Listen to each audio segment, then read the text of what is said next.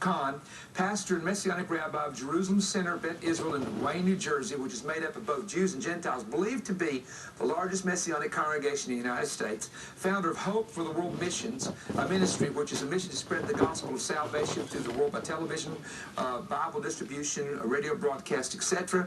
And the book, I've just got to turn him loose and let him share with you, first time on TBN, a man whose book is literally sweeping the country like wildfire, The Harbinger. Would you welcome for the first time to TBN, Rabbi Jonathan Cahn. Amen. Sir, good to have you. Great to be here. All right. I'm gonna just turn you loose because they want to hear from you. Tell us about the book. What has God spoke to you? What is in it that is changing the voice of America, not the heartbeat of America right now? The Harbinger is the revealing of an ancient mystery that holds the secret of America's future. It is a 2,500-year-old mystery that lies behind everything from 9/11 to the war on terror, to the economic collapse, to the crashes of Wall Street, to the Great Recession, to really everything that's happening right now. Goes back 2,500 years in the Bible, and is so specific that it even ordains, foretells, determines the actions of American leaders, the words that come out of their mouths, the actual dates and days and hours of the crashes of Wall Street, affects everyone's pocketbook, everyone's future, and it concerns specifically 9 harbingers. It begins with 9 harbingers. Now explain what a harbinger is for someone who's not familiar. Yeah, a harbinger is a foreshadow or a kind of a prophetic sign of what's going to happen. And in the last days of ancient Israel, before it was destroyed in judgment, 9 harbingers appear in the land. And here is the eerie thing, or the scary thing. The same 9 harbingers are now reappearing on another nation's soil in America. The same 9 harbingers, not generally, exactly, precisely, and some take the form of symbolic objects, some take the form of events or reenactments. Some appear in New York City, some appear in Washington, D.C., some involve the highest leaders of the land. They are specific, they're precise, and they ultimately, each one holds a prophetic message about the future of America, and a message as God calling and God warning a nation that is in danger of judgment. Is this the principle in Ecclesiastes, that which has been is that which shall be? It is. Is that the principle we're talking about? It is in this case, yeah, and not just generally, exactly. I mean, precisely. To set the stage, yeah. 2,500 years ago, you had Israel, the northern kingdom. Israel was a nation that had originally known God, was established by God, sent by His word, but then they turned away from Him, and they went into sexual immorality. They drove Him out of their government, drove Him out of their land. They offered up their children as sacrifices, and He called to them. He sent prophets to them, and finally, He allowed something to happen. And this is the first harbinger, the first warning sign, and this is a pattern of the judgment of a nation. It happened also with Judah. And the first harbinger is the breach. And what happens is He allows the hedge of protection that He put around that nation to be removed. And He allows it to be removed temporarily. It's a temporary thing. He allows an enemy to make a strike into the land. It is contained, it is limited, and then it's all over. It was a wake-up call. It was a call to the nation that it would not be destroyed, because ultimately they're going to turn away from God and they are going to be destroyed. But He first warns them. He did it with Judah too. First, it's a temporary strike. And so their reaction, and it's the only thing that's going to reach them now, is something of this severity, but their reaction, instead of repenting or being humbled, they say they defy Him and they make a vow. And that vow is recorded in Isaiah 9, verse 10, which is the decoder of the harbingers. Okay. And it comes with this vow, and what they say is, in this attack, the bricks have fallen, but we will rebuild with hewn stone. The sycamores have been cut down, but we will plant cedars in their place. In other words, what they're saying is, God, you're not going to humble us. We're not coming back to you. We're going to defy you, and we're going to even come back stronger against you than ever. We're going to rise stronger than ever. And so this is the vow, and in that vow is the decoder of the 9 harbingers. And what happens is, because they make that vow, it's ominous. They set the course for judgment. And what's going to happen is all the harbingers of warning are going to appear, and ultimately Israel is going to be wiped off the face of the earth. Now that's what happened to ancient Israel. What does it have to do with America? Yeah. Well, now America is the nation that was also founded for God. It was also established for his word. It was actually established to be a new Israel, as you know. Yeah. You know, and so we set that pattern. And America has been the most blessed nation on earth because of it, as much as we followed God, as much as we blessed Israel, as much as we spread the gospel. But now America, and it's clear to any true believer with a sensitivity to the Lord, is that America is now the nation that's turning away from God. Rapidly. And it's driving him out of its government, driving him out of its life, offering up its children in abortion. Yes, sir. You know, I mean, Israel offered up thousands. America's offered up millions. It is embracing sexual immorality and all just what Israel did. So what happens? Finally, God, after calling a growing deaf to God's ears, he allows the first harbinger, which is the breach. He allows America's hedge of protection to be removed. It happens on September 11th, 2001. It is a temporary, removal. He allows an enemy to make a strike, and temporary, limited, contained, but to wake up, to a shake-up, and so many believers felt this in their heart. A wake-up call, but America does not wake up, and here's the problem. I mean, initially, there was people flocking to churches for about 3 weeks, and it was a shadow of what could have been a national revival. But without repentance, without a change of course, you cannot have revival. They got political instead of repented. Exactly. Patriotic. Yeah, well, that goes right with this mystery, because that's what happened to ancient Israel. They did the same thing. So what happened is America instead responds exactly as ancient Israel did, and it's an ominous thing, and so it sets in motion these now appearances of the harbingers. And I'll give you, there's so much in this. We can just touch on it tonight. But I'll just touch on some of them. First of all, one of them in ancient Israel, I will call the stone of judgment. What happens, and you can just follow that vow that Isaiah recorded. They say the bricks have fallen, but we're going to replace them with hewn stone. So what they're saying is we're going to build stronger, bigger, better, without any repentance, God. We're coming back stronger. So what happens is they go to the quarries of Israel. The Hebrew word is gazit stone. It means a cut, quarried stone. They go to the quarries. They cut this massive rectangular block of stone. They bring it to where the bricks have fallen, and they vow we're going to build now stronger than the bricks. We're coming back stronger than ever. What does this have to do with anything? Well, with America. This is the fifth harbinger. For this to appear, America would have to cut out a gazit stone, this big rectangular block, and do the same thing. So what happens?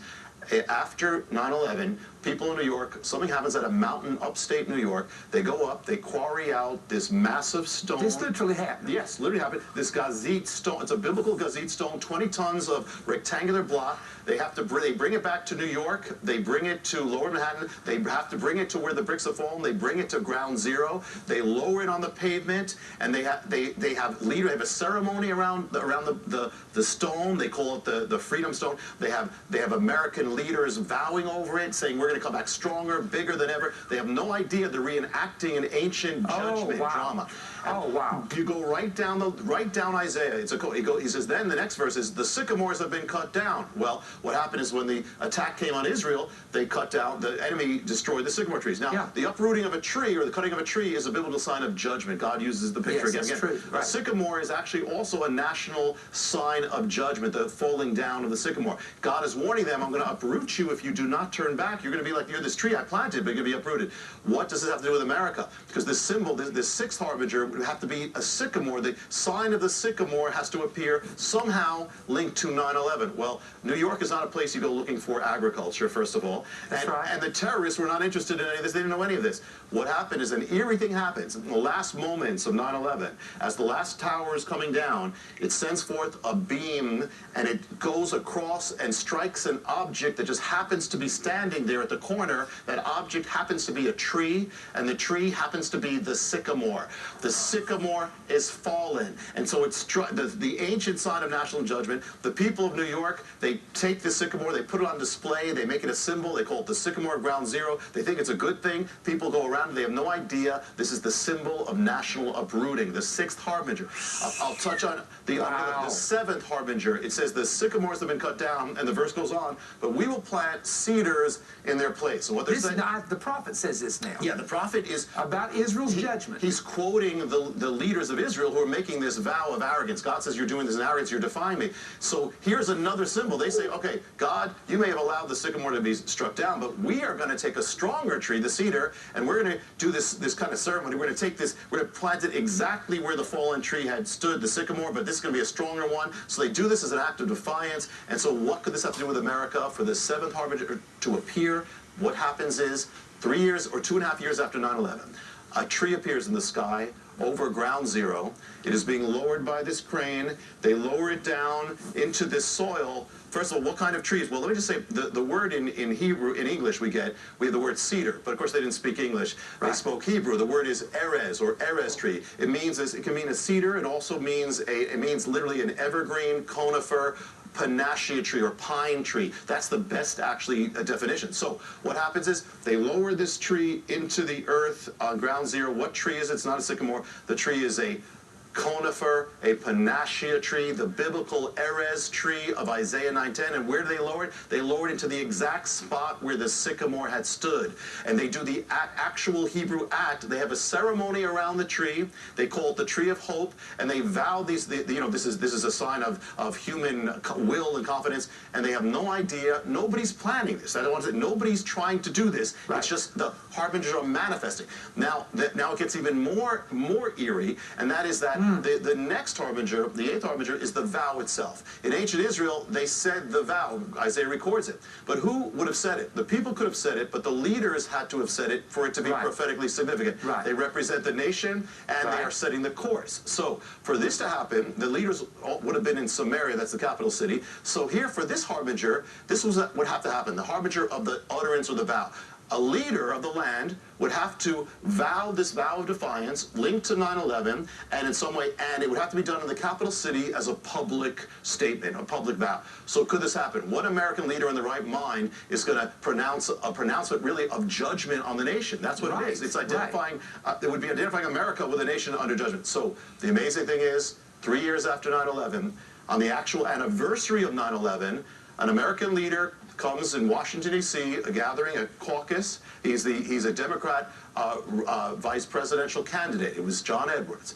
And he's there standing in this assembly, and he says, on this anniversary, we have this word. And then he says, the bricks have fallen, but we will rebuild with hewn stone or dressed. He quotes Isaiah? He vows the actual word for word, the ancient vow of judgment. He vows it word for word. He doesn't know what he's doing, and he has no idea. He thinks he's giving an inspirational speech. He has no idea, but the harbingers have to manifest. He says this, and as he says it, he says, we're going to do this, and then he builds, not only that, he builds his entire speech around that ancient vow. He goes on saying, we're going to put up the cedars, we're going to do the sycamore, we're going to do all these things, and he has no idea what he's doing, but the vow of it's pronouncing judgment on America, and it is identifying America as the nation in its stages, later stages of danger and judgment. And that's not all, because there's another one, and the ninth harbinger is the harbinger of the prophecy. It's the vow spoken prophetically in this way.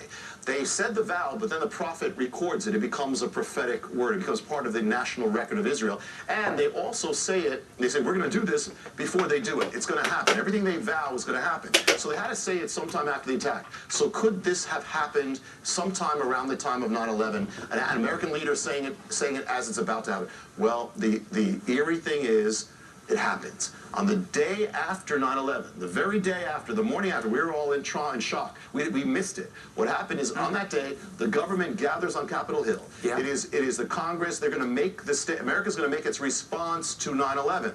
And so it's going to be very significant. The man chosen to do that is the Senate Majority Leader. He represents the Senate. The Senate represents the nation. He's in position, and the man is Tom Daschle. He comes up to the Senate floor. Everybody's waiting. The Congress is there, and what he says, he presents America's response, and at the end of his speech, he reaches the finale by saying this: there is a word from Isaiah that I think speaks to all of us at times like this. And then from Capitol Hill, the word goes forth. He says, the bricks have fallen, but we will rebuild with dressed stone. It's fallen. He goes on, and then he says, this is what we, America, will do. He's saying America is going to follow the course of ancient Israel of judgment. He doesn't know. He doesn't mean. They don't know the judgment part. See, they're not getting that, are they? That's connected. He thinks it's a word of inspiration. He says this is a word of inspiration. He has no idea what he's doing, but he's setting the course. And this is going to set the course for the second stage of, and this is the Harbinger is kind of in two parts. The second stage is the second stage of judgment, which is the second shaking. And this opens up a whole other realm of mysteries, and it sets the stage. And actually, I'll tell you, when Tom Daschle says it, it's actually prophetic. He doesn't know what he's doing. But and I'm not speaking about the man or anything. Absolutely. It's not about the man. No, it's not about Caiaphas, he did the same thing. You know? And so the thing, because he was in position because of his office. Same with this one. So he says. So he's actually saying these prophets. He says the bricks have fallen. He says the tree has been cut down. He speaks of the tree that's cut down. He doesn't even realize there is an actual tree that day they just discovered. He says the stone's going to go up. He doesn't realize 3 years later the stone is actually going to go up. Yeah. He speaks of the replacement of the other tree. He doesn't realize it's all going to happen, and it's going to happen as he says it.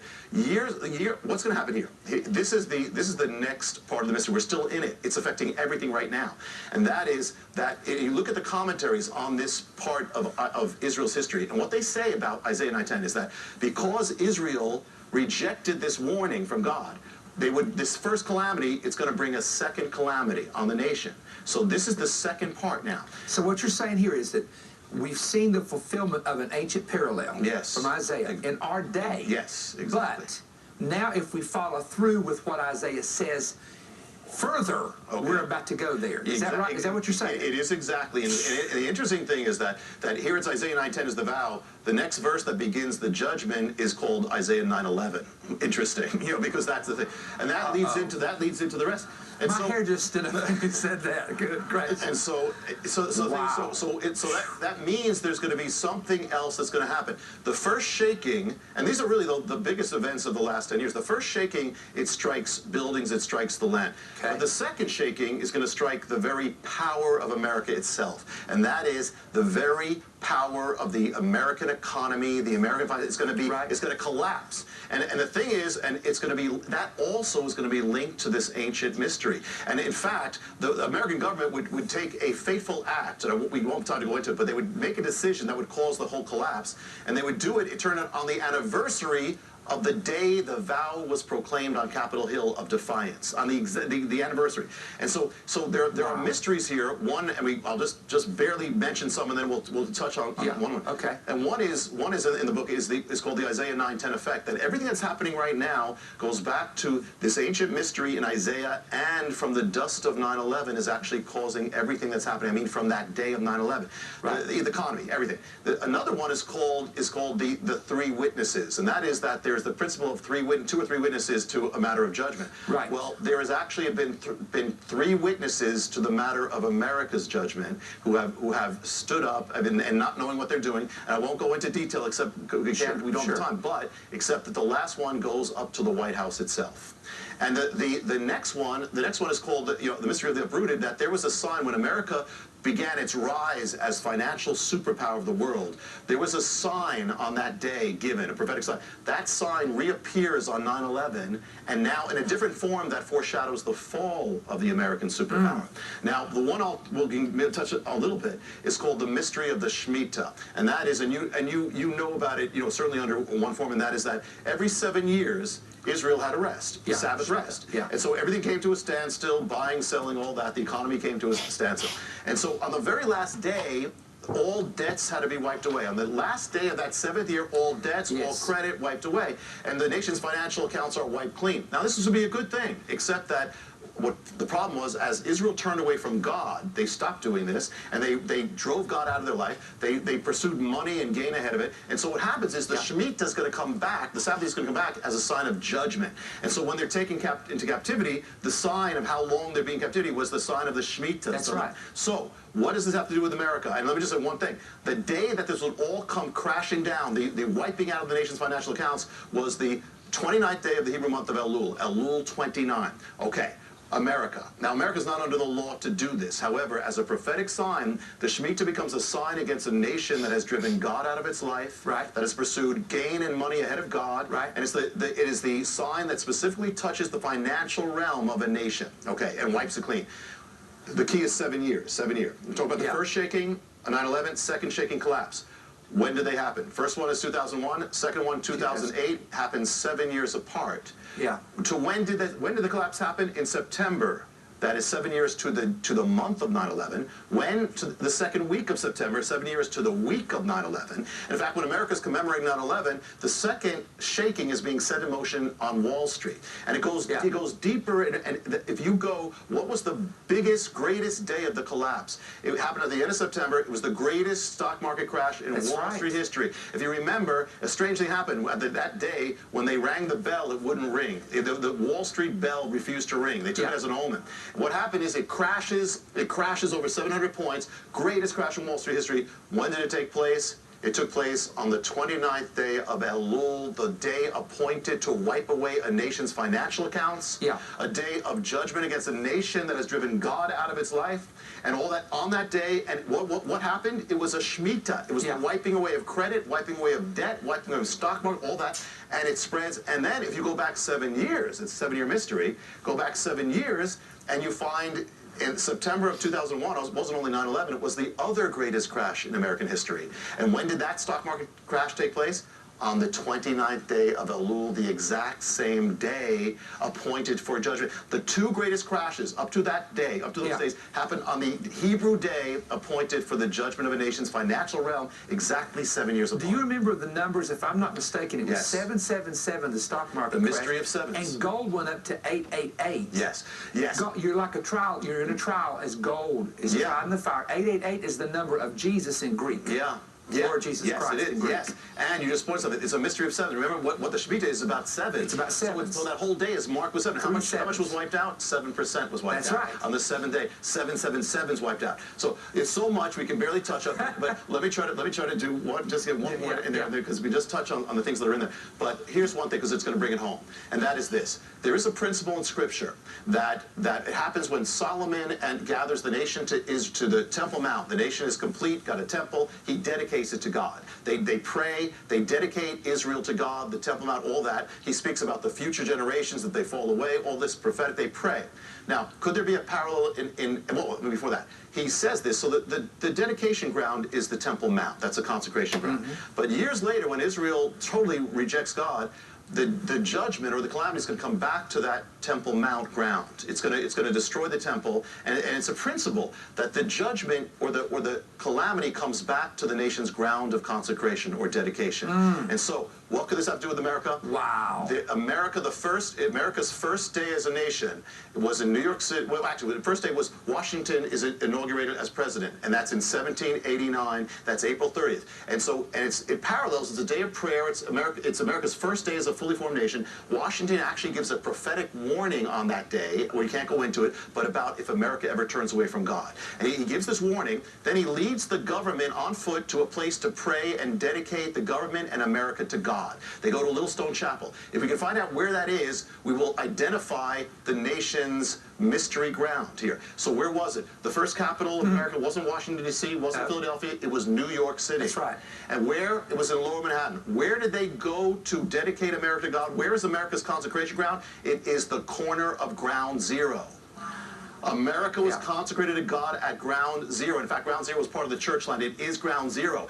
And on that day, that's the same ground where the sycamore, the harbingers manifest. The sycamore grew on that America's consecration ground. And so all the things took place there. And on the day of 9/11, a shockwave goes forth from Ground Zero, the consecration ground, strikes this other place, Federal Hall, where Washington was sworn in and gave that prophetic warning, cracks the foundation of America there. And the one place that on Ground Zero that was not destroyed or badly charred was the place, that Little Stone Chapel, where they dedicated America to God. And the reason why they say was because something blocked the force. It was the Harbinger. It was the sixth Harbinger. The sycamore is what saved it. So the point of the Harbingers, and the point of the Harbinger, the book, and I believe it's for this time, is not that America be destroyed, that America be saved. That's the point. That's the point. And there's so much we can't go into, but one thing I want to say is that after Solomon prayed that prayer, God gave him an answer to that prayer. If the nation turns away from God, that's the word now. God said to him, if my people who are called by Listen my to name it. This is will the key. humble themselves This is the turn key. from their evil ways, seek my face and help us, pray, Jesus. I will hear from heaven, forgive their sin, and heal their land. Thank you, Lord. If my people. So that the ultimate thing is their hope, yes, but it's in my people. We say we want revival, but it's if my people, we need revival. We are the ones who have to be the lights. We're the ones who have to spread the word. We have to start living it. We have to put away anything that has to be put away and put on whatever we have to put on. If this is the time. The time is late. The time is now. Lord. If my people. You know, if I'm correct in this, but there was Trade Center 1 and 2, then Trade Center 3, 4, 5, 6, 7. There was a total of 7 buildings directly with Trade Center, the Trade Center compound effect. This number 7 keeps coming up. Yes, it does. It does. It does. And there's so much. Yeah. There is even a mystery. I can't go into for this. There's a mystery with if you take the number, the 777 of that moment, that 4 o'clock stock market close, and you go back 7 days. You go 7 years, and then to the 7th day and 7 hours, it takes you not only to the crash before, it takes you to the day of 9/11, and it even takes you to the hour of 9/11, even the hour of it. Why do you think, now, you know me enough to know that we study Hebrew roots, we study cycles, patterns, types, and shadows. Why does it work? Now, you're a rabbi. Your explanation of why can we go to the Old Testament and find it repeated modern history? Well, it says these things are for our examples. So in every possible way, the principles are real. God is still the same God, and he's still just and he's still merciful. And America was founded especially to be a new Israel. So we were blessed as Israel is blessed, but now if we're turning away from those blessings, we're going through the same exact pattern. That's it. It's amazing. Same exact pattern. So I believe it is for now. I mean, our ministry is located not far from 9/11. My wife was supposed to be there at that time, but her schedule was changed. We had people who were in the building who got out, and we know others. So it was very much on our heart. And when that happened, I prayed, Lord, I know we all felt it. There's something very significant here for the future. And that's when I started being led to this passage of what was happening to Israel. I didn't realize where it was going to go. Later on, I was standing at the corner of Ground Zero, and I saw that tree, and it said, follow that. And it kept on getting bigger and bigger and bigger and bigger until it just became this mind-boggling thing. I found out later that David Wilkerson in Times Square Church, when this thing happened the next week, he didn't see all these harbingers like that, but he got it. He said directly from the Lord. He said the word for America now is Isaiah 9, and he said Isaiah 9:10. He even said that thing there. So that's the thing, and I have no question that is for now, such time as this. I don't take any credit for this thing. I mean, what's happening? I can tell you this. I never wrote a book before, but it just flowed out. I mean, it flowed out and fast. It just flowed out, So I believe it's for such a time as this, and not only for the saved, but also for the unsaved. I'm hearing about people getting saved. I'm hearing, and for revival. That's the point. I want to tell you this. You wrote it like a novel to get the attention for the unsaved person. The harbingers are all in here, like he's talking about, but he writes it with a conversation. It is. It's not your normal. I like the way you did that. I originally wrote it straight out, and then I believe it from the Lord. It was 90% of it is the revelation, but in order to deliver, God uses stories, symbols. That's exactly so I used a figure of a prophet giving this to another man, and through 9 seals. So that hopefully it's hard to put down. That's it holds the attention of a person. More than just fact. But the fact's here. The total thing is that. Tell them how to get the book. Do you have a website? First of all, you can get the book anywhere. It's on Amazon.com, Barnes & Noble, Walmart, CBD. It's everywhere. You can get it. You don't have to get it from me. You can get it. And then the other thing is that if they want more, they want the teachings behind it or the full thing. We have DVDs and we have the images of the harbingers. We have a website called theharbingerwebsite.com or theharbingerwebsite.org. Our ministry is hopeoftheworld.com or hopeoftheworld.org. And the other thing is they just did a documentary, a DVD documentary called the Isaiah 9:10 Judgments. Really powerful, and you can get that on Amazon.com. Okay. You know, it's amazing because you mentioned Amazon. Our books are connected to yours. Have you noticed that? Yes, I did. Like my book's right beside his. Thank you, Jesus. No.